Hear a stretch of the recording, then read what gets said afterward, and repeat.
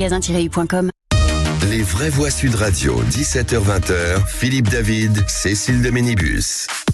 On vous souhaite la bienvenue dans Les Vraies Voix. On est ensemble jusqu'à 19h. 0826 300 300, ce numéro de téléphone que vous connaissez, d'une part pour laisser des messages, d'autre part pour forcément participer au débat avec Philippe David. Ça va, Philippe ? Ça va très bien, et vous ? Très bien, parfait. Avec nous aujourd'hui, Philippe Bilger, président de l'Institut de la Parole, Françoise de Gois, et Jean-Michel Fauvergue, ancien patron du RAID et ancien député. Bienvenue à tous. Tout de suite, le grand débat du jour. Les Vraies Voix Sud Radio, le grand débat du jour. La France est en deuil. L'attentat terroriste qui s'est produit hier a été commise avec une totale lâcheté. 3 ans après Samuel Paty, un autre professeur, Dominique Bernard, est tombé sous les coups d'un terroriste qu'il tentait courageusement de raisonner. Son auteur a pris comme cible 2 supporters suédois qui se trouvaient à Bruxelles pour assister à un match des Diables Rouges contre l'équipe nationale suédoise. On est dans un état de choc. Moi, je me suis dit heureusement que ils l'ont arrêté. Un terroriste qui tire partout comme ça sur les gens, ça fait peur. Et 2 Suédois tués par un Tunisien radicalisé à Bruxelles hier. Ces attentats dans la capitale belge survient quelques jours après l'assassinat d'un professeur de lettres dans un lycée d'Arras et en plein conflit entre Israël et Hamas. Et dans ce contexte, la France annonce renforcer ses frontières avec la Belgique, Philippe. Et vous, qu'est-ce que vous en pensez ? Est-ce que après Arras et Bruxelles, vous craignez une recrudescence des attentats islamistes ? Est-ce que le renforcement de la sécurité, comme ce soir autour du stade Pierre-Mauroy, à Lille, vous paraît suffisante ?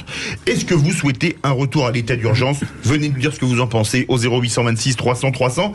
Et pour le moment, vous êtes 54% à vouloir un retour de l'état d'urgence. Avec notre invité Arnaud Deseine est avec nous, expert en management des risques. Bonsoir, merci d'être avec nous en direct sur Sud Radio. Et on va commencer par vous, Jean-Michel Fauvergue, parce que c'est forcément c'est un sujet que vous maîtrisez bien, ces alertes attentats. Aujourd'hui, est-ce qu'il faut revenir à un état d'urgence ? Alors c'est surtout un sujet que je maîtrise bien parce que j'ai été législateur en 2017 quand nous avons interrompu l'état d'urgence. Nous avons voté la fin de l'état d'urgence, mais nous ne l'avons pas voté comme ça, par un claquement de doigts. Nous avons passé dans la loi tous les instruments, ou la plupart des instruments qui étaient dans l'état d'urgence. Ce qui fait qu'aujourd'hui, nous avons ces instruments-là dans la loi. Nous avons dans la loi les périmètres de protection, nous avons les mesures d'assignation individuelle, nous avons les perquisitions administratives qui sont devenues des visites domiciliaires, et nous avons la fermeture des lieux de culte, etc. Donc toutes ces manettes-là sont des outils sont des outils. Ce qui fait que quand on réclame l'état d'urgence aujourd'hui, ça n'est qu'une manœuvre politique, ça n'est qu'un marqueur politique pour dire regardez mes muscles, moi, si j'étais au pouvoir, je ferais beaucoup mieux que ça. C'est inutile. L'état d'urgence aujourd'hui, moi, me semble être obsolète. Bon, il y a 2-3 mesures supplémentaires, mais au-dessus de l'état d'urgence, vous avez l'état de siège ou l'article 16 de la Constitution. Là, on monte en puissance, certainement. Mais l'état d'urgence aujourd'hui, on l'a dans la loi courante. Merci beaucoup, Philippe. Pardon. Je rejoins totalement Jean-Michel, tout en étant évidemment moins spécialiste de la chose que lui. J'avais déjà remarqué à l'époque que la position qui avait été adoptée d'intégrer les mesures exceptionnelles qui devaient survenir en cas de terrorisme ou d'une France durablement attaquée était intégrée dans le droit ordinaire et que c'était une bonne chose. Simplement, c'est une bonne chose jusqu'au moment où le danger deviendra encore plus intense. Alors là, se posera la question de savoir, et je voudrais résister à la tentation, est-ce qu'il faut imaginer autre chose qu'une forme de démocratie, même vigoureuse, pour pouvoir résister de manière victorieuse à ce qui va nous accabler. Je pense que l'état d'urgence était, pour l'avoir vécu alors au cœur du quinquennat de François Hollande, il était réel en 2015. Quand il y a Charlie, c'est tout de suite l'état d'urgence parce que nous sommes confrontés à quelque chose que nous ne connaissons pas. Je partage ce que dit Jean-Michel Fauvergue sur l'état d'urgence, et moi j'ai quand même une inquiétude toujours. Je n'aime pas qu'on brandisse ces mots pour faire semblant finalement d'avoir un poids sur les choses alors qu'on en a assez peu. Mais ça, ce n'est pas grave. J'accable pas du tout le gouvernement Macron. Macron par rapport à ça. Il faut quand même préciser que l'état d'urgence, il a été assez mal utilisé aussi pendant la crise du Covid. Il faut rappeler aussi que si on monte en gamme, c'est l'article 16. L'article 16, je rappelle aux gens qui nous écoutent et qui le savent, que ce sont les pleins pouvoirs au président. Je rappelle aussi qu'à un moment donné, on a géré le Covid avec des conseils de défense où les choses étaient décidées à 3 personnes, dans une opacité totale. Donc attention, on sait que le djihadisme ne nous laissera pas respirer, jamais, que nous ne pouvons pas lâcher la garde. Après, qu'est-ce qu'on adopte nous comme attitude, comme comportement pour arriver à ne jamais aboutir à ces articles 16. Moi, je ne suis pas comme Philippe Bilger qui se dit est-ce qu'il faut imaginer un modèle. Non, je ne veux pas les pleins pouvoirs au président. Nous ne sommes pas dans une guerre avec un État. Arnaud de Seine, l'article 16, alors qu'il donne les pleins pouvoirs au président, ce serait une alternative à l'état d'urgence? Je pense qu'aujourd'hui, c'est pas du tout nécessaire. Comme l'a dit Jean-Michel Fauvergue, on a un cadre législatif qui permet aux forces de sécurité intérieure, aux forces de renseignement de remplir leur mission, ce qui n'était pas le cas au préalable, parce qu'on n'avait pas cette capacité à faire des visites domiciliaires. Le fond du problème, c'est pas l'article 16 ou, je dirais, un état d'urgence mis en place, qui vont juguler les 179 incidents qu'on a eu hier pendant la minute de silence autour du drame de Arras. Ce ne sont pas des mesures de l'article 16 ou de l'état d'urgence qui vont juguler la présence d'activistes pro-palestiniens dans le cadre des émeutes qu'on a connues au mois de juillet, dans le cadre de différentes manifestations.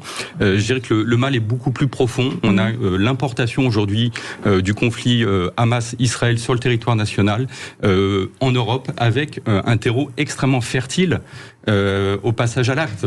Aujourd'hui, la crainte, c'est pas l'organisation d'attaques terroristes par des cellules qui sont suivies, qui sont beaucoup plus facilement anticipables.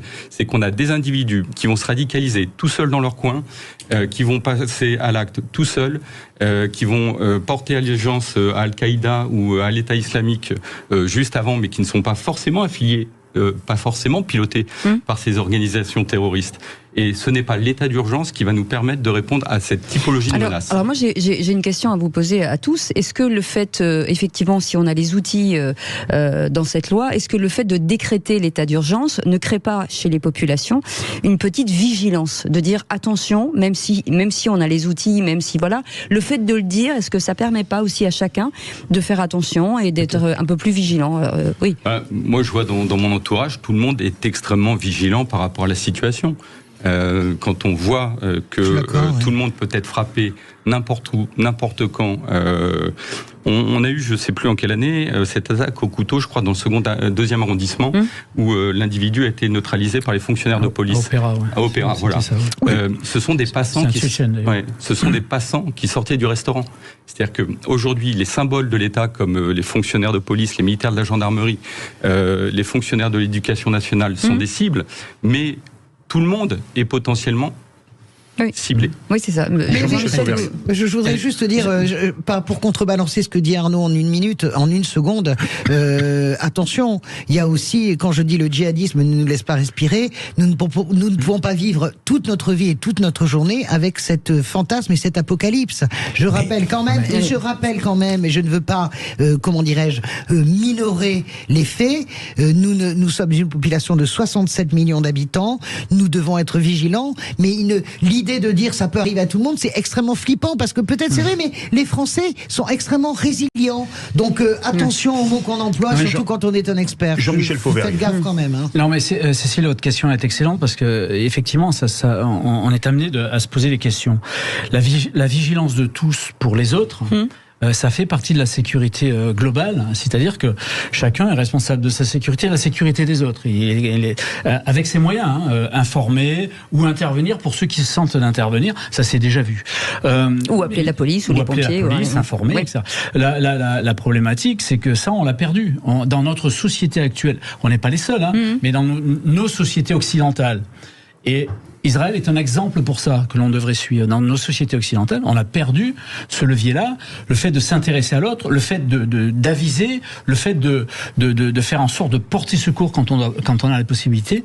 Et c'est ça qu'il faut retrouver, cette éducation-là. C'est pour ça que tout à l'heure, je donnais l'exemple de quand les élèves se sont planqués dans les salles de classe. Ça fait partie d'exercices et c'est bien. Je comprends tout à fait la crainte de Françoise devant un pessimisme même très lucide.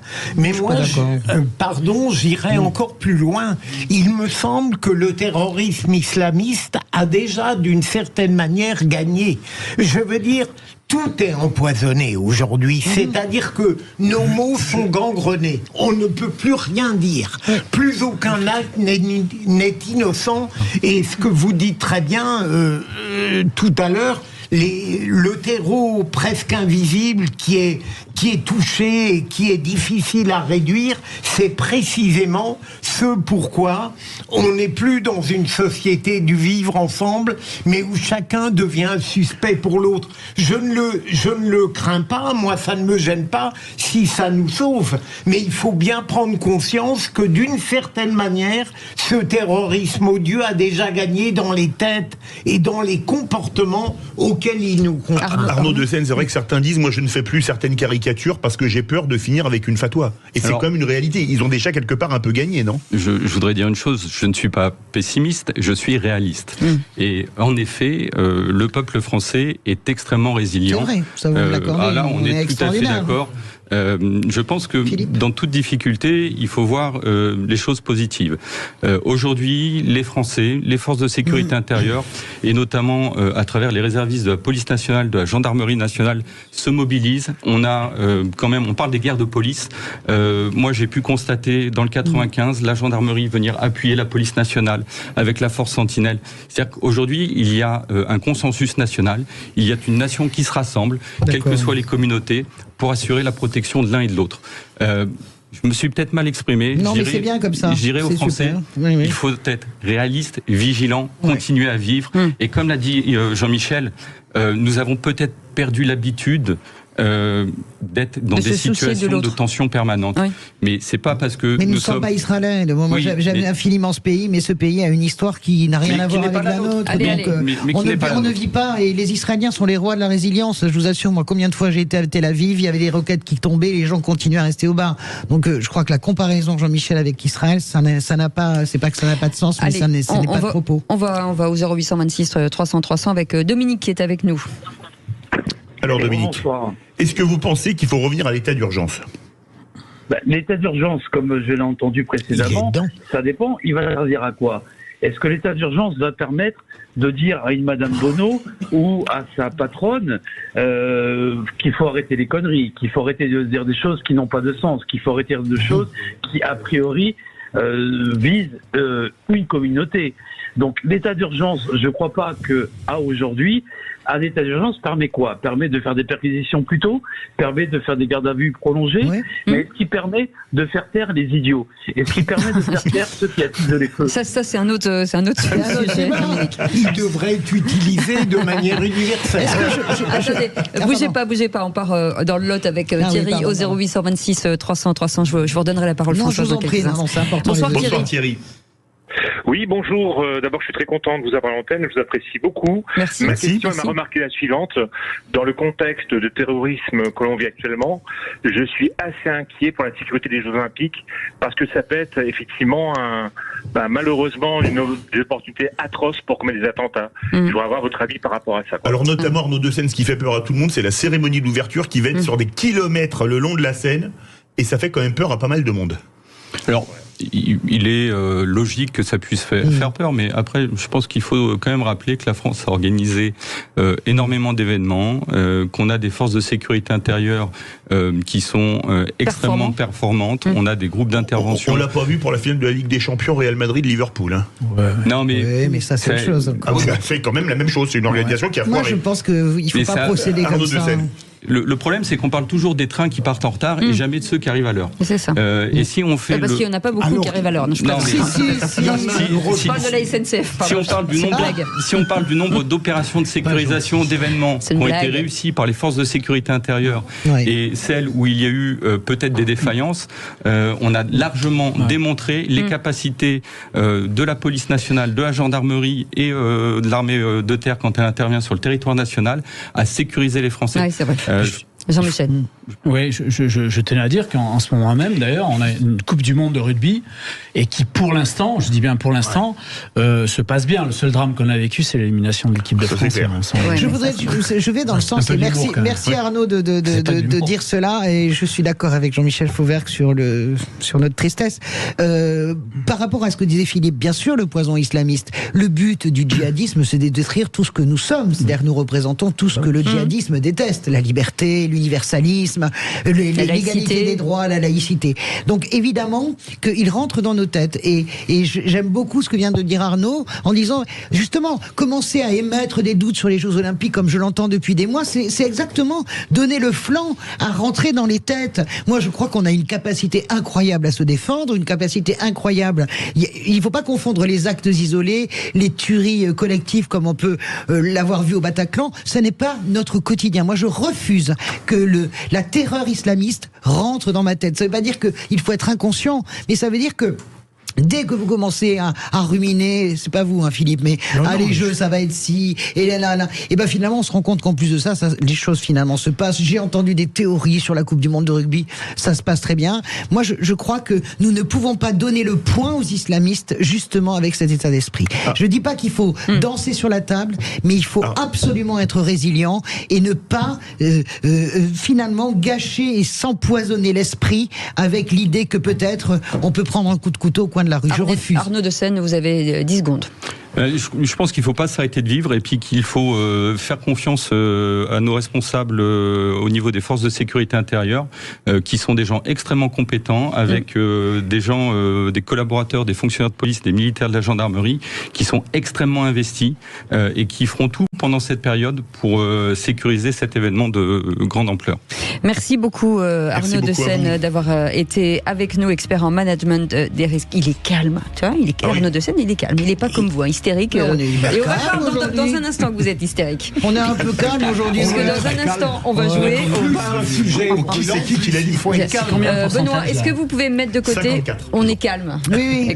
Et après le quiz de l'actu, on verra si on se sent vraiment calme. C'est dans un instant, on va pouvoir jouer avec Dominique, notre vraie voix du jour. On est ravis de vous retrouver. 0826 300 300, c'est votre numéro. Vous allez voir, vous avez vu que vous pouviez dire ce que vous voulez et commenter bien sûr cette actu avec nous. C'est jusqu'à 19h, c'est les vraies voix et c'est Sud Radio. Les vraies voix Sud Radio, 17h-20h, Philippe David, Cécile de Ménibus. Bienvenue chers amis, bienvenue. Vous avez entendu cette voix suave de Françoise Degois. Je peux avoir la voix suave, mais en l'occurrence, j'ai pas envie. Philippe m'énerve. Jean-Michel Fauvergue, n'en parlons pas. Il n'y a que Arnaud de DC qui est très bien. Françoise, faites-nous une voix suave, allez-y. Bonjour les amis, ça va? C'est pas mal. Comment tu vas? Oui, c'est pas mal. On dirait Macha Béranger. Philippe, mon filou.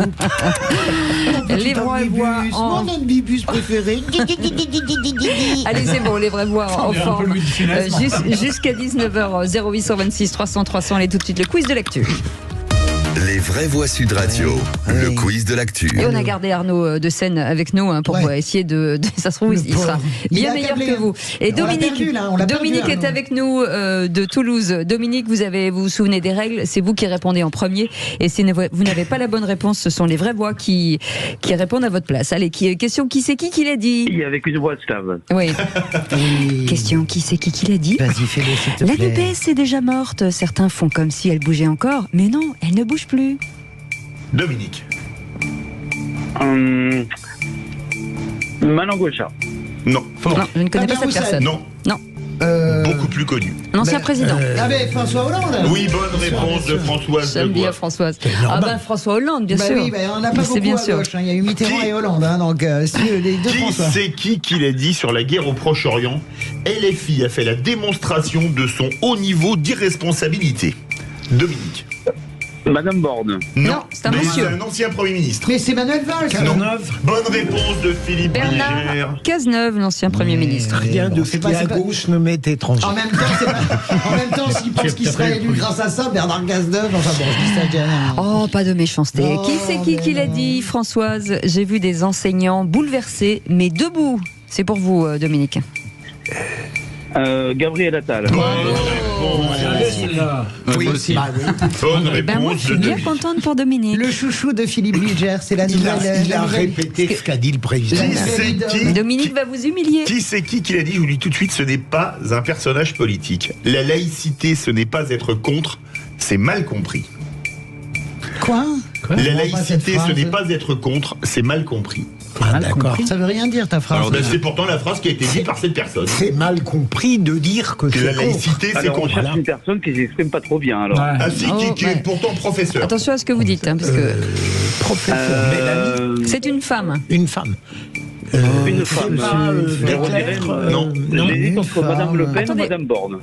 Non, ni l'une ni l'autre. C'est ni Madame Borne ni Madame Le Pen. Elle fait pas de politique, mais un peu quand même. Mais elle est blonde aussi.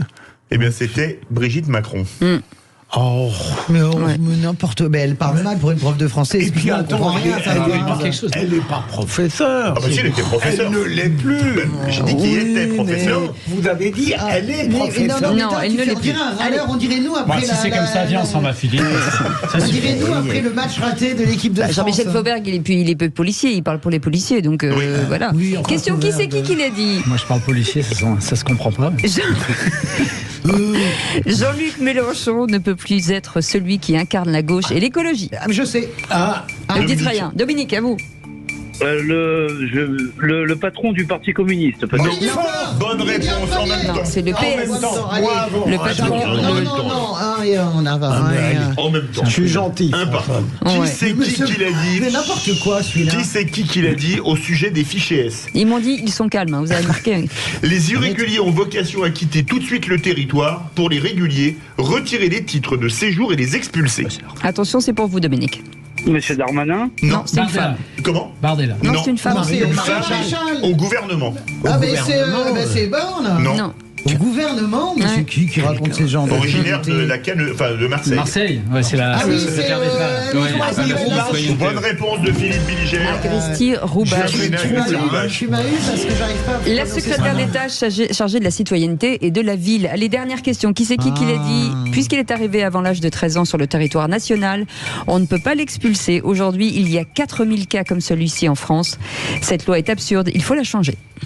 Avec des chiffres pareils, monsieur Darmanin. Bonne réponse de Dominique. Oh, ça m'énerve. Allez, écoutez, allez la petite toute vite. Attention, il y a Bilger. On n'a pas eu Retailleau. Qui c'est qui l'a dit? Oui, le Hamas est un mouvement de résistance, c'est un groupe politique islamiste qui a une branche armée qui résiste à Dominique, vous avez eu la bonne réponse. Vous avez gagné. Vous êtes ex-aequo avec Philippe Bilger. Bon, par contre, Jean-Michel Fauvergue et Arnaud de Fanny. Arnaud de Seine et Jean-Michel Fauvergue. Nous, on l'a dit, mais à chaque fois, on avait un temps de retard. Allez, les amis. On parle que policiers ou Bah oui, je sais. pour ça. Allez, restez avec nous dans 10 minutes. Le tour de table de l'actu avec vous, Philippe. On va parler de quoi? On va parler de la surenchère verbeuse d'Emmanuel Macron. Françoise de Gois. Ursula von der Leyen qui outrepasse un peu sa fonction. Jean-Michel Fauvergue. Israël qui déploie actuellement des réservistes. Peut-on faire pareil en France? Et voilà, dans quelques instants, le journal et on parlera rugby avec Lucien Gasparac. Restez avec nous. On vous rappelle que Sud Radio, c'est la radio du rugby. On est ensemble jusqu'à 10h. Sud Radio, 17h-20h, Philippe David, Cécile de Ménibus. On est ensemble avec Philippe David. Philippe Bilger est avec nous. Françoise de Gois, Jean-Michel Fauvergue, ancien patron du RAID et ancien député. Et vous, au 0826 300 300. Je vous rappelle qu'à 18h37, Gérald Darmanin, on parlera de ce sujet. C'est Gérald Darmanin qui a saisi donc la justice contre Daniel Obono pour apologie du terrorisme après ses propos sur le Hamas au micro de Jean-Jacques Bourdin. C'était ce matin sur Sud Radio avec cette question: la France insoumise doit-elle être sanctionnée pour apologie du terrorisme? Pour l'instant, vous dites oui à 79%. Tout de suite, c'est le top clic. Les vraies voix Sud Radio, c'est le Top Clic. Bonsoir Félix Mathieu. Bonsoir. Dans les top tendances ce soir, on trouve Daniel Obono et Jean-Jacques Bourdin après une séquence très commentée ce matin sur Sud Radio. Et oui, effectivement, la députée LFI de Paris était l'invité politique de Jean-Jacques Bourdin lorsqu'ils ont eu cet échange donc sur le conflit israélo-palestinien après les exactions du 7 octobre par le Hamas. Extrait. Pourquoi est-ce que vous n'avez pas qualifié le Hamas de mouvement terroriste ? Pour vous, c'est un mouvement de résistance ? Oui, c'est un groupe politique islamiste qui a une branche armée et qui s'inscrit dans les formations politiques palestiniennes. C'est un mouvement de résistance qui a pour objectif la libération de la Palestine qui résiste à une occupation. Donc c'est un mouvement de résistance. Oui.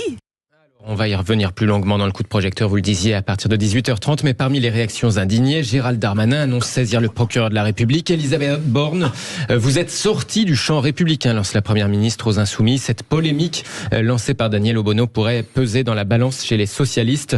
Le PS réunit son Conseil national ce soir pour décider s'il quitte ou non la NUPES. Et le premier secrétaire, Olivier Faure, prend d'ores et déjà ses distances avec Jean-Luc Mélenchon suite à ses désaccords sur la nature terroriste du Hamas. Un prétexte, selon la présidente des députés LFI, Mathilde Panot. Moi, je crois que le Parti socialiste est en train de prendre un prétexte pour essayer de rompre sur la question de la NUPES, sur des questions internationales. Je le redis, je trouve que c'est indigne dans ce moment de le faire comme ils le font. En attendant, d'autres alliés au sein de la NUPES réagissent à ces propos de Daniel Obono. La secrétaire nationale d'Europe Écologie Les Verts, Marine Tondelier, écrit « Bon, maintenant ça suffit, ce qui est arrivé le samedi 7 octobre en Israël n'avait rien à voir avec de la résistance. Ça n'a pas aidé les Gazaouis, bien au contraire. Chaque image reçue ces derniers jours le montre et ce genre de propos scandaleux non plus », réagit Marine Tondelier. Françoise Degas. Oui, il se passe quelque chose d'éminemment politique aujourd'hui. C'est la première fois que je vois ça. J'appelle ça la théorie des dominos. Vous avez Alexis Corbière, qui est quand même l'un des plus fidèles de Jean-Luc Mélenchon, qui tweet une de l'Humanité sur laquelle on lit « Le Hamas, meilleur ennemi des Palestiniens ». C'est une assez ancienne. Et voilà ce que dit Alexis Corbière. « Le Hamas n'est pas un mouvement de résistance ». 3 points de suspension. Ce tweet est retweeté par François Ruffin, retweeté par beaucoup de députés. Donc, ce qui est en train de se passer en réalité, c'est l'isolement, en fait, de Jean-Luc Mélenchon, très fort au niveau de LFI. Je n'ai pas la mémoire, à gauche, je n'ai pas la mémoire d'avoir la parole de Jean-Luc Mélenchon contestée publiquement comme ça n'est jamais arrivé. On en parlera à 18h30 dans le coup de projecteur des vraies voix. Et le reste des tendances marquées par le terrorisme qui frappe à nouveau le sol européen, Félix. Oui, Bruxelles, Belgique en termes des sujets en tête des sujets les plus commentés ce soir. On trouve aussi suédois et Suède, évidemment, la nationalité visée par le terroriste qui a abattu donc 2 supporters nordiques. Et moi, j'ai décidé de pousser un coup de gueule léger vu la lourdeur de l'actualité. Un coup de gueule contre World Rugby qui est complètement à côté de la plaque pour la désignation des arbitres de la Coupe du Monde. Alors, on s'est plaint de l'arbitrage de Monsieur O'Keefe. Et qui a été désigné par World Rugby pour arbitrer la demi-finale Afrique du Sud-Angleterre ? On l'a entendu il y a quelques instants avec Lucien Gasparac. Ben O'Keefe. Alors déjà, un arbitre qui a arbitré une équipe en phase à élimination directe ne devrait, si on faisait comme au football, ne la retrouver qu'en finale. Et même Laurent Cardona, ancien arbitre professionnel et consultant Sud Radio, l'a dit hier soir, il a raté son quart de finale de Coupe du Monde. Alors comment expliquer qu'un arbitre âgé de 34 ans, qui a raté son quart de finale, arbitre une demi-finale ? Comment expliquer qu'une fois de plus, les Sud-Africains aient droit à un arbitre de l'hémisphère sud, néo-zélandais qui plus est, les néo-zélandais pouvant être éternellement reconnaissants à un arbitre sud-africain, Craig Joubert, de leur avoir offert le titre mondial contre les Bleus en 2011. Des questions que je pose, mais que malheureusement World Rugby ne se pose pas. Le rugby est un sport de voyous joué par des gentlemen et dirigé par des voyous. Vous êtes d'accord, Jean-Michel Fouy ? Ah, pardon. Là, vous avez totalement raison. Je disais à Jean-Michel en aparté, mais je ne comprends pas comment on peut remettre l'arbitre qui a tort ou a raison, a été gravement contesté en arbitrant la France et les Springboks. C'est hallucinant. C'est hallucinant. Je voudrais juste dire que quand même les vidéos sont absolument intraitables. Les bonnes prises de vue montrent à quel point effectivement Colby est parti trop loin. Je voulais juste dire que l'arbitrage au rugby, à la différence de football, n'est qu'affaire d'interprétation. Donc ensuite, il y a ce que nous interprétons nous. Oui. Ensuite, il y a une façon de juger pour chaque arbitre qui est différente. Il nous est arrivé souvent en France de jouer à 16 contre 15. À 15 contre 16. Ou 15 contre 16, avec un arbitre qui était contre nous. Ça nous est arrivé à plusieurs reprises. Mais la beauté du rugby, c'est quand même que elle réside aussi dans son arbitrage. Les règles du jeu sont très intellectuelles. Il faut donc les interpréter et les interpréter sur le le champ. Maintenant, on se sert aussi des visios et des vidéos, bien évidemment. Mais c'est surtout qu'il ne faut surtout pas les contester. Et c'est ça qui fait le bonheur quand moi je vois à chaque fois un deuxième ligne de 2 mètres qui fait 130 kilos, qui baisse la tête devant devant le carton jaune de l'arbitre. Eh bien, je suis content et heureux parce que sinon il n'y aurait pas de match de rugby. Et ben moi, quand je vois la pub, je suis très triste pour l'équipe. Quand je vois la pub arriver, et que je me dis qu'on est déjà en retard. Vous restez avec nous dans un instant. Le tour de table de l'actu avec Françoise Degois. On parle de quoi avec vous? Ursula von der Leyen qui dépasse ses fonctions. La surenchère verbeuse d'Emmanuel Macron. Jean-Michel Fauvergue. Des réservistes tant en Israël qu'en France. On en parle dans quelques instants. Merci de votre fidélité. On est ensemble avec Philippe David jusqu'à 19h. Les vraies voix, Sud Radio, 0826 300 300, c'est votre numéro. Radio, 17h-20h, Philippe David, Cécile de Ménibus. Chers amis, on est ravis de vous accueillir et de vous accompagner, que vous soyez dans votre voiture, au travail, à la maison, un peu partout. Avec Philippe Bilger, aujourd'hui le président de l'Institut de la Parole, Françoise Degois, éditorialiste, et Jean-Michel Fauvergue, ancien patron du RAID et ancien député. Est-ce que je peux dire quelque chose que nous apprenons, que c'est Jean-Michel Fauvergue? Oui. Vous voyez sur quoi il est dans l'échiquier, qui nous explique des histoires sur la vie de Che Guevara que nous ignorions. Savez-vous que Che Guevara était un super joueur de rugby? Bah voilà. En junior. Voilà, c'est passionnant. Non mais c'est hyper passionnant. Oui. Mais moi je trouve ça vraiment passionnant. De continuer à en faire. C'est-à-dire que j'allais annoncer une information très importante et vous me coupez la parole pour me dire ça. Mais c'est hyper important pour les gens qui nous écoutent, les gens qui aiment le rugby. J'allais dire que je suis avec Philippe David jusqu'à 19h. Ça n'arrive jamais. Non, mais c'est une information importante. C'est important de le dire. Et n'oubliez pas qu'à 18h30 dans le coup de projecteur des vraies voix, nous reviendrons sur Gérald Darmanin qui a saisi la justice contre Daniel Obono pour apologie du terrorisme. Vous pouvez déjà vous inscrire 0826 300 300. On en parle bien entendu dans quelques instants. En attendant, le tour de table de l'actu des vraies voix. Mais maniez-vous le tronc, on va bientôt se mettre à table. Ça sent l'artiste à cette table, ça sent l'artiste. Je suis épuisé, moi. C'est horriblement fatigant d'être intelligent. Le tour de table de l'actualité. Ben, ça sent l'artiste, on commence par Philippe Bilger. Oui. Sur le...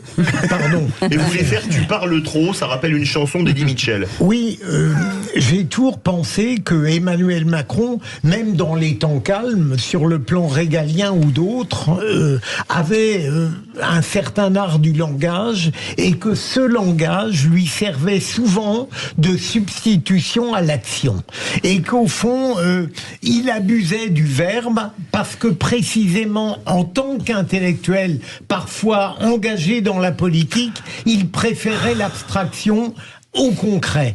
Mais ce qui est intolérable, c'est dans ces temps troublés et dramatiques, d'entendre Emmanuel Macron dire « l'État doit être impitoyable », mais là, il ne pourrait pas se permettre la moindre... Qu'est-ce qu'il a ricané bêtement? Mais non, mais c'est son visage qui me fait rire. Monsieur Cochonou me perdure. Je vous en prie. Il ne pourrait pas se permettre la moindre entorse et dire que l'État est impitoyable, c'est une grave faute s'il ne parvient pas à le rendre véritablement impitoyable contre le terrorisme. C'est là le verbe ne doit pas devenir verbeux. Arrêtez, sinon je fais évacuer la salle. Mais moi, je me suis toujours inscrite en faux avec l'espèce d'image romantique que Philippe Bilger a d'Emmanuel Macron. D'abord, Emmanuel Macron n'est pas un intellectuel. Un intellectuel, ça organise un système de pensée, mais en aucun cas, il est cultivé, mais il n'est pas intellectuel, ça n'a rien à voir.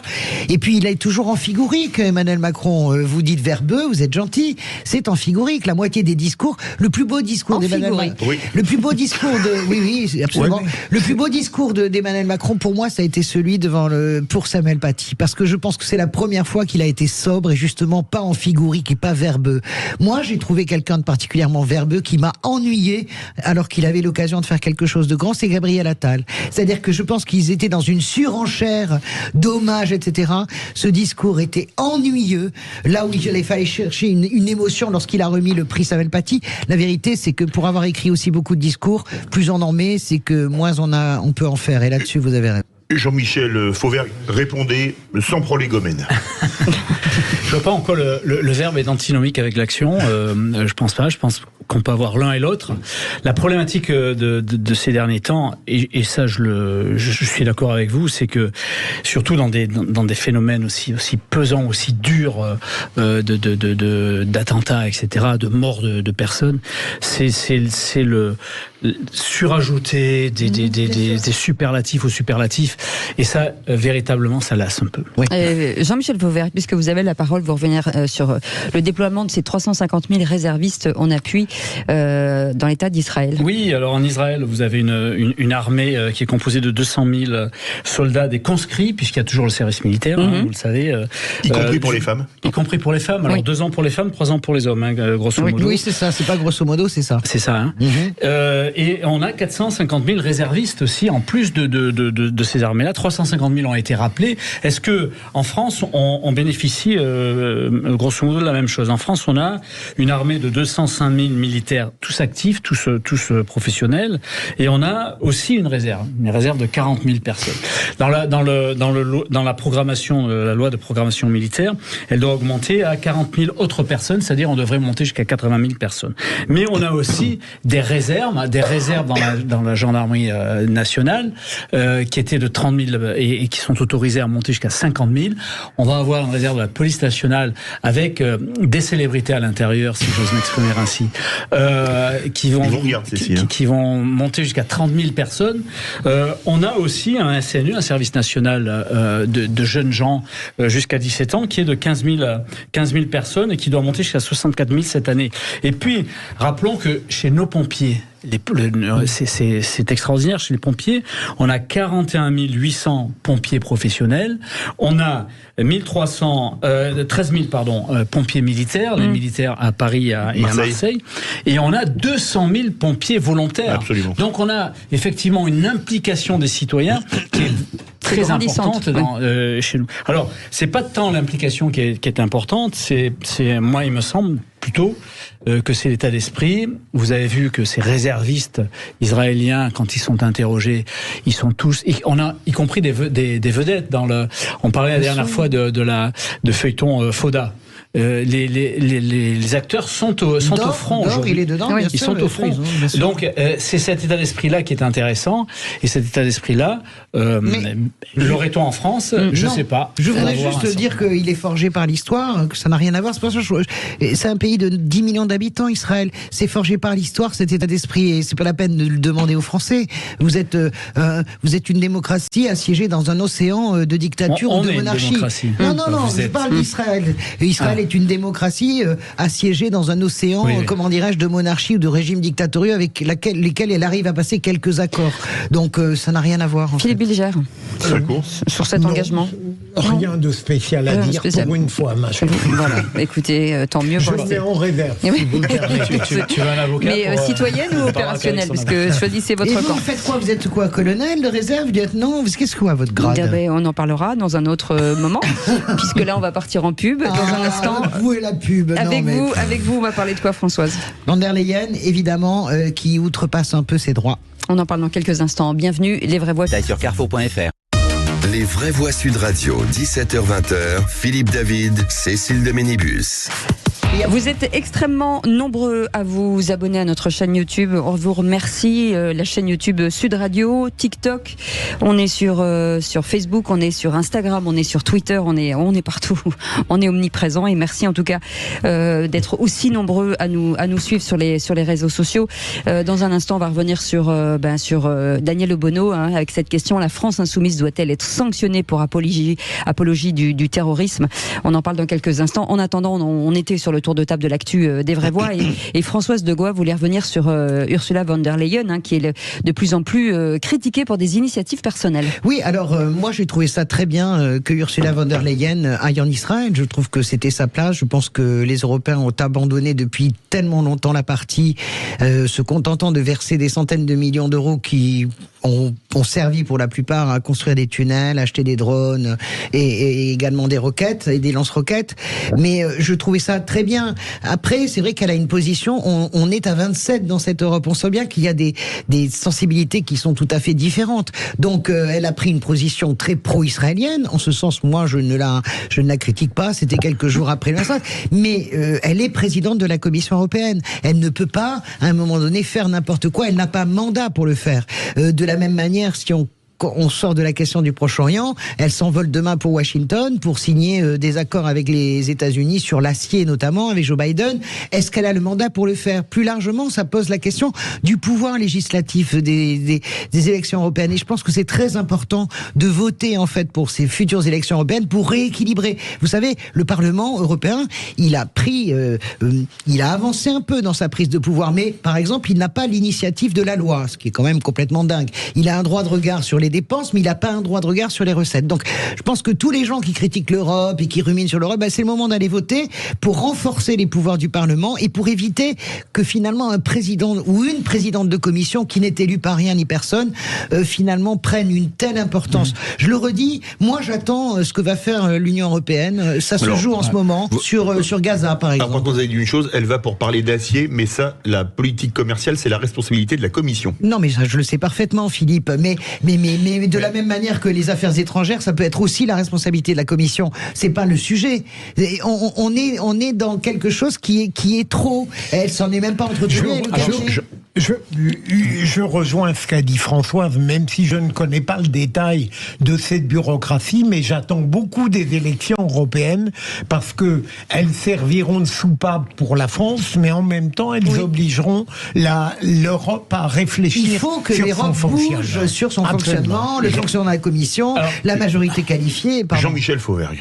Oui, je suis pas persuadé que les prochaines élections vont résoudre ce dilemme-là, parce que effectivement, il faut aller voter. Moi, je suis d'accord avec ce que dit Françoise. Il faut aller voter et il faut aller voter pour ces élections européennes et pour le Parlement européen. Mais l'exécutif, vous savez que l'exécutif est très compliqué en Europe. Il est mis entre deux mains. D'abord le Conseil européen et la Commission.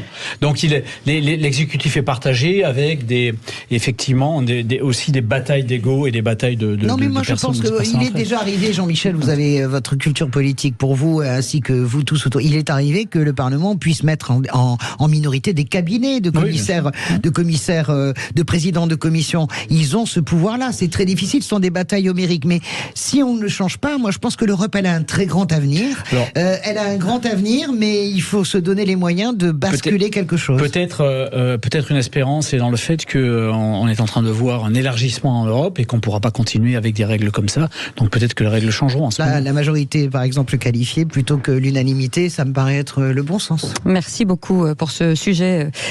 Françoise Degois, dans un instant, le coup de projecteur. Merci Philippe. Gérald Darmanin qui a saisi donc la justice contre Daniel Obono pour apologie du terrorisme après ses propos sur le Hamas au micro de Jean-Jacques Bourdin ce matin sur Sud Radio. Avec cette question, la France insoumise doit-elle être sanctionnée pour apologie du terrorisme? On va en parler avec Gilles William Gold-Nadel, président et avocat sans frontières. Bonsoir, merci d'être avec nous. Bonsoir. Est-ce que vous nous entendez? Petite question avant le débat dans quelques instants. Est-ce que Daniel Obono a donné le coup de grâce à la France insoumise? Oh, c'est pire que ça. Je dirais qu'elle a donné le coup de disgrâce. La France insoumise s'était refusée à nommer Hamas et maintenant Madame Obono nous explique que c'est un mouvement de résistance. Je crois qu'il va se créer ce que j'appelle d'ailleurs de tous mes voeux depuis très nombreux, un cordon sanitaire autour de la France insoumise. Vous restez avec nous, on en parle dans quelques instants. 0826 300 300, vous voulez bien entendu réagir. Aude.fr. Les vraies voix Sud Radio, 17h-20h, Philippe David, Cécile de Ménibus. Bienvenue dans les vraies voix jusqu'à 19h avec Philippe David. On est ravis d'accueillir Philippe Bilger, président de l'Institut de la Parole, Françoise Degois, éditorialiste, et Jean-Michel Fauvergue, ancien patron du RAID et ancien député. Et vous, au 0826 300 300, allez tout de suite le coup de projecteur des vraies voix. Les vraies voix Sud Radio, le coup de projecteur des vraies voix. Et donc ce sont des propos qui ont fait polémique depuis ce matin. Vous êtes près de 9 millions à avoir visionné cette séquence sur Sud Radio, ce qui est énorme, par la députée insoumise Danielle Obono au micro de Jean-Jacques Bourdin. Écoutez. Pourquoi est-ce que vous n'avez pas qualifié le Hamas de mouvement terroriste? Parce que pour vous c'est un mouvement de résistance? Je cherche l'explication. Oui, c'est nécessaire un mouvement de résistance, le Hamas. C'est nécessaire d'avoir... Est-ce que c'est un mouvement de résistance? C'est nécessaire d'avoir des clarifications, parce que les mots sont Moi, j'ai envie de clarification, justement. Est-ce que c'est un mouvement de résistance? C'est un groupe politique islamiste qui a une branche armée et qui s'inscrit dans les formations politiques palestiniennes. C'est un mouvement de résistance a pour objectif la libération de la Palestine qui résiste à une occupation. Donc c'est un mouvement de résistance. Oui. Oui, c'est un mouvement de résistance, c'est ce que vous pensez. Qui se définit comme tel et qui est reconnu comme tel par les instances internationales. C'est un mouvement de résistance, c'est ce que vous pensez. Et donc après cette phrase de la députée LFI de Paris, le ministre de l'Intérieur annonce saisir le procureur de la République pour apologie du terrorisme, Philippe. Alors, est-ce que vous pensez qu'on doit lever l'immunité parlementaire de Danielle Obono? Est-ce que, par exemple, d'autres propos, je pense à Jérôme Legavre, autre député LFI qui s'émeut sur Twitter de la possible expulsion de Mariama Boudaka, représentante du FPLP, reconnue comme organisation terroriste par l'Europe, c'est aussi de l'apologie du terrorisme, tout comme les soutiens à Salah Hamouri ou Georges Ibrahim Abdallah. Pensez-vous que LFI doit être sanctionné pour apologie du terrorisme? Et vous dites oui à 80%. Notre invité, Gilles William Goldanel, est avec nous, président d'Avocats sans frontières. Merci d'être avec nous en direct. Philippe Bilger, ce sont des mots forts, apologie du terrorisme. Absolument, mais ça fait depuis quelque temps, d'abord, LFI n'est pas homogène. Il y a quelques personnalités qui, au sujet de ces terribles barbaries et sur d'autres événements antérieurs, parfois ont eu le mot et la pensée juste. Deuxième élément... Je considère que pendant longtemps, le ministère de l'Intérieur est resté relativement passif face à des propos que je trouvais moi-même scandaleux ou discutables et qui auraient mérité une forme de judiciarisation. Aujourd'hui, il me semble qu'on tombe peut-être dans l'excès inverse. Ceci étant dit, il est évident que je trouve que les propos de Danielle Obono, poussé dans ses retranchements à 4 reprises par Jean-Jacques Bourdin, sont abjects sur le plan intellectuel et politique. Mais c'est une question que je me permets de poser à mon ami Goldnadel. Est-ce qu'il aurait la même vision et la même version si Danielle Obono, dans une sorte d'équilibre qui n'aurait pas été insincère, aurait d'abord dénoncé la barbarie de l'attaque du Hamas, pour dire ensuite qu'on pouvait politiquement considérer qu'il y avait un mouvement de résistance de la part du Hamas. Est-ce que vous auriez la même vision? Écoutez, on peut toujours faire une analyse intrinsèque et extrinsèque de déclaration. C'est l'avocat et c'est l'homme qui vous répond. Moi, je sais qu'elle a répondu « oui, c'est un mouvement de résistance ». Moi, je sais que Madame Obono a accueilli à Paris un antisémite labellisé, M. Corbyn, qui se déclare expressément, Philippe, comme un ami du Hamas. Et je sais surtout que nous parlons dans le contexte d'un massacre, et même le mot massacre, et même le mot pogrom, est dénué finalement de sens si on oublie qu'on a tué des femmes, qu'on a violé des femmes, qu'on a décapité des bébés. Donc dans ce contexte-là, l'avocat qui vous parle, lorsqu'il y a un journaliste qui demande à une responsable politique « Est-ce que ce mouvement qui a commis cela est un mouvement de résistance ?» et qu'elle répond « Oui », alors qu'il s'agit d'actes que je suis obligé de rapprocher du nazisme, alors oui, nous sommes dans une apologie du terrorisme dans le sens le plus express du terme. Françoise Degois. Moi, j'entends, hein, moi j'écoute toujours Philippe Bilger, Gilles William aussi, mais Philippe Bilger avec beaucoup d'intérêt. Je ne suis pas loin de partager l'idée que finalement on a tellement laissé faire et que maintenant on est peut-être en train de passer un peu de l'autre côté du cheval. Je pense que il faut une sanction. Je ne sais pas laquelle. Il faut une sanction. De toute façon, la sanction, elle sera politique. Ce qu'a fait Daniel Obono, ce qu'a dit Daniel Obono. Mais de toute façon, ce que dit Daniel Obono, ce que dit Mathilde Panot depuis le début, ce que dit également Jean-Luc Mélenchon n'est pas acceptable. Et j'en veux pour preuve que c'est la première fois politiquement que je vois la parole du chef contestée par LFI. Elle l'a d'abord été par François Ruffin. Elle l'a été par Raquel Garrido, elle l'est aujourd'hui par Alexis Corbière, Antoine Léaumont. Vous avez beaucoup de députés qui disent ça n'est pas possible. Ça, cette fois-ci, ce qui s'est passé ce matin sur Sud Radio avec Daniel Obono et Jean-Jacques Bourdin, j'entends que Jean-Jacques Bourdin la pousse dans ses retranchements, mais quand on est une femme politique, je suis désolé, aussi bon soit le journaliste, si vous n'avez pas envie de dire quelque chose, vous le dites pas. Donc, elle le pense vraiment, c'est le fond de sa pensée, c'est tout à fait insupportable. On est dans une forme de révulsion politique. Si Jean-Luc Mélenchon n'a pas compris qu'il est en train de se passer une forme de naufrage pour lui, parce que la gauche ne va pas sombrer avec le Titanic. Il est impossible, il est inacceptable d'accepter, je le dis, cette pensée, parce que le problème ne sont pas les mots qui sont ou pas prononcés, c'est cette pensée, donc ça veut dire cette vision du globe, du monde, quand Daniel Obono parle de l'occupation, les Israéliens ne sont plus à Gaza depuis 2005, ils s'en sont retirés. Donc Daniel Obono considère que l'État d'Israël n'a pas le droit d'exister et qu'en fait c'est un État qui occupe l'État traditionnel des Palestiniens. C'est l'antisionisme pur. Donc tout ce qu'il y a derrière me choque probablement encore plus. Je vais loin que ce qui est dit. Et les gens raisonnables, moi j'ai beaucoup défendu et Jean-Luc Mélenchon sur des sujets sur lesquels je trouvais qu'il était attaqué de façon outrancière, mais nous sommes des centaines de milliers comme moi, et pas simplement, moi je suis une social-démocrate et qui est à fond pour l'alliance de la gauche, mais il y a quelque chose qui s'est rompu de façon presque inexorable le 7 octobre, et Daniel Obono, je ne sais pas si elle a l'accord du chef ou si elle est en mission pour le chef, ce qu'elle a fait ce matin, c'est à mon avis, un clou de plus sur le cercueil. 0826 300 300, Dominique est avec nous. Rebonsoir. Oui, rebonsoir Dominique. Oui, bonsoir. Alors, j'aimerais peut-être que tous ces gens autour de votre micro, chère Cécile, pourraient un petit peu nous éclairer. De qui parle-t-on ? Est-ce qu'on peut revenir un instant sur ce qu'est la LFI et qui sont les députés ? Parce que quand on voit ces gens qui ont tout d'un coup sont devenus députés et qui se faisaient un malin plaisir déjà de rentrer à l'Assemblée nationale sans cravate, en étant fiers de ne pas mettre de cravate. Ça, c'est pas sérieux, ça. Non, c'est pas le niveau, non, ça. On le laisse parler, François, si vous permettez. Ouais. Bon, pardon, Dominique, pardon. Mais je vous en prie, chère madame. Et que la LFI, aujourd'hui, mette en avant des arguments. On parle de qui ? Comme vous disiez vous-même, chère madame, et à un instant, vous disiez vous-même, est-ce qu'elle n'est pas au courant qu'il n'y a pas d'occupation ? Je ne rentre même pas dans les histoires de géopolitique.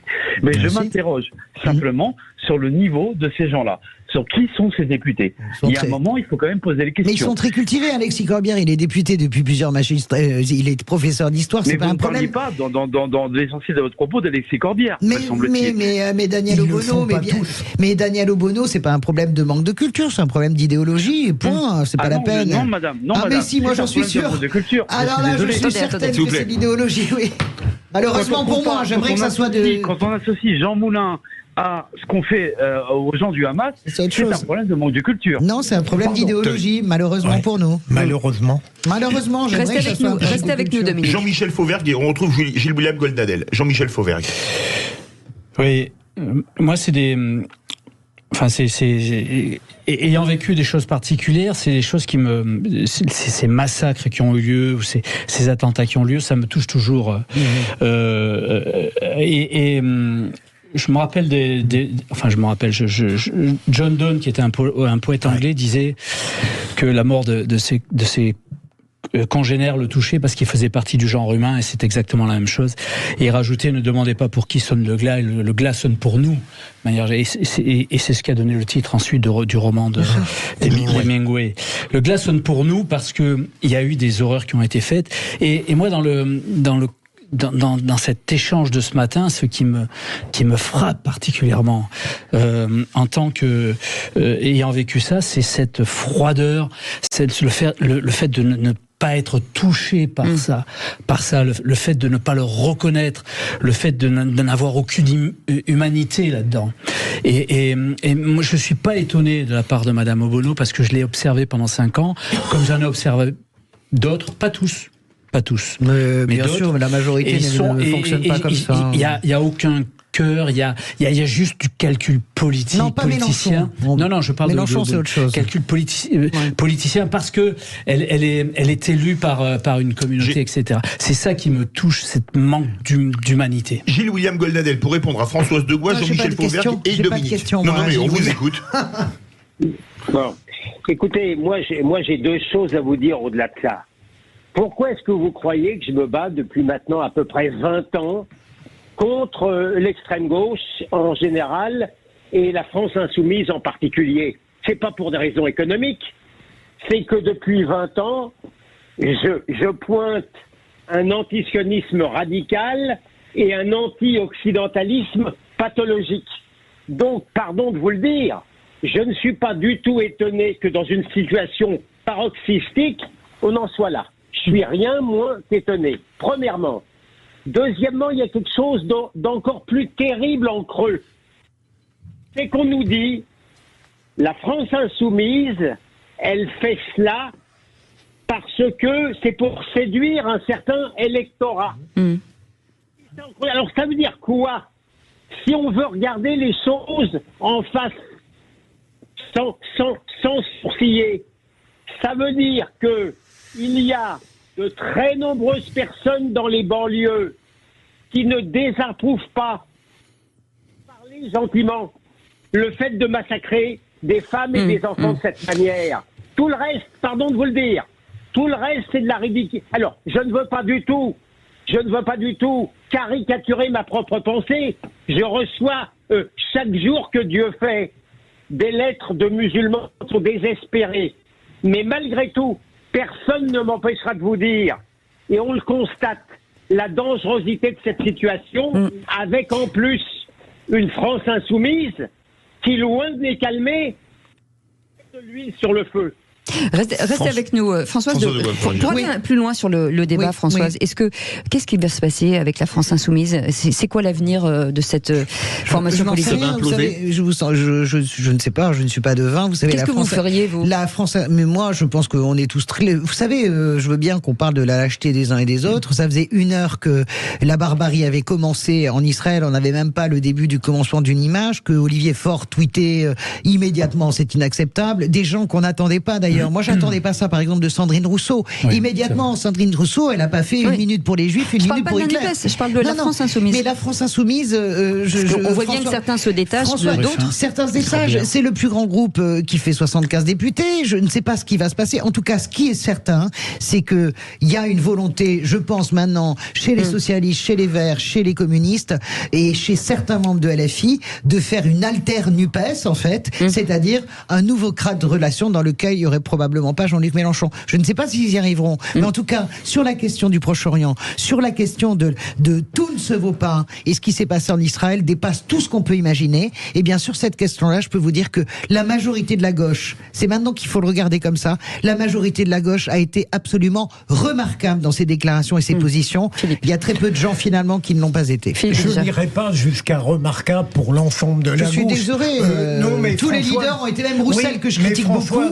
On est tellement étonné que parfois la gauche et l'extrême gauche aient des pensées nobles qu'on exagère un peu dans l'hyperbole.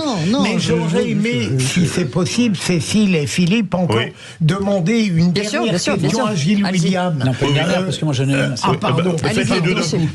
Gilles William, est-ce que le citoyen que vous êtes, comment verrait-il une extrême gauche et une gauche, en quelque sorte débarrassée de l'emprise délétère de Jean-Luc Mélenchon? Non, c'est du trotskisme en fait. C'est pas Est-ce que Jean-Michel Fauvergue des réponses aux deux de Gilles Goldnadel? Oui, Maître Goldnadel, merci de votre intervention.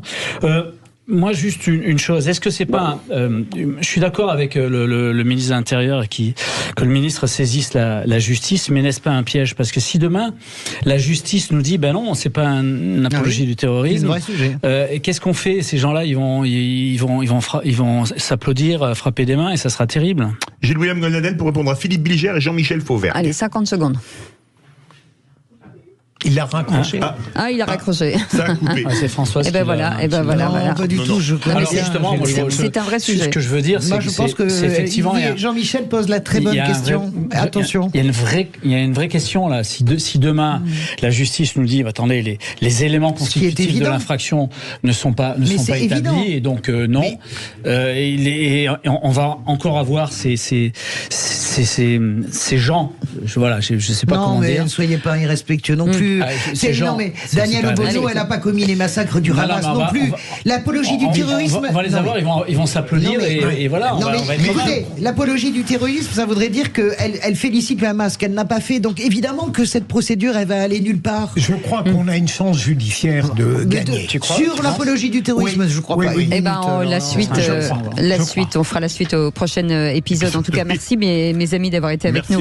Merci Philippe Bilger, merci Françoise de Gouaille, merci Jean-Michel Fauvergue, ancien patron du RAID et ancien député. Merci à vous, bien entendu, de nous avoir appelé au 0826 300 300.